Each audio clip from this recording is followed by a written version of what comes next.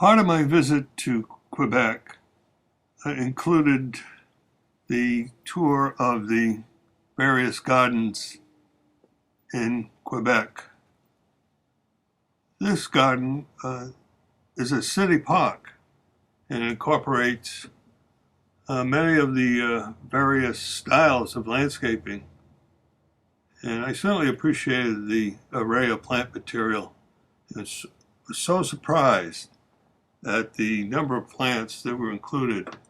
Many of these are tropical plants that have to be taken back to a conservatory for the winter. However, we're looking at a formal aspect of the garden, which is, in this case, the boxwood hedge, which requires quite a bit of trimming, because we see the stonework and the flat stone walks and the abundant amount of perennials that was used, I suspect, every year. And the textures and the colors are so dramatic. And I did not see one weed in the entire gardens. And they surround the perimeter, which is all grass, and the grass, of course, is centered on the statue of Joan of Arc.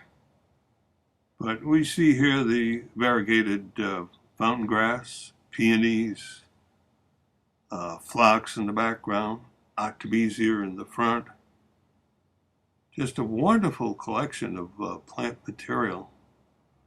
Later we'll see some variegated banana plants as well. And the park itself is located about a mile from the Plains of Abraham, where the battle was fought that turned the New France over to the British in 1759.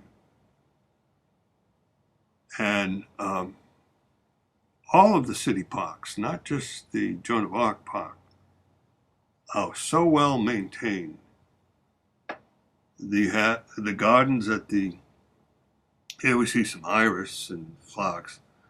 The gardens at the Parliament building are an edible garden, which is not far from here as well. The garden writers were driven. We could have walked to this from our hotel, which overlooked the Plains of Abraham and the Parliament building.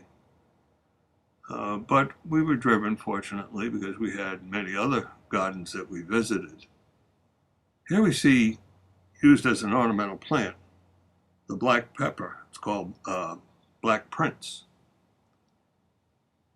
And it's juxtaposed to the yellow iris that we're looking at here, as well as the grasses and some peonies in the background, and the layered tiered walls for the different levels of the plants. And yet it's in a formal setting, as I said, with the grass in the middle of the park and the statue dead center in the middle of the park. So the entire,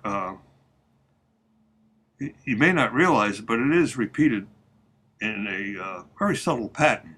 Here we see some urns up on the wall that include annual plantings. So this requires a great deal of maintenance. As I said, I did not see one weed in the entire park area.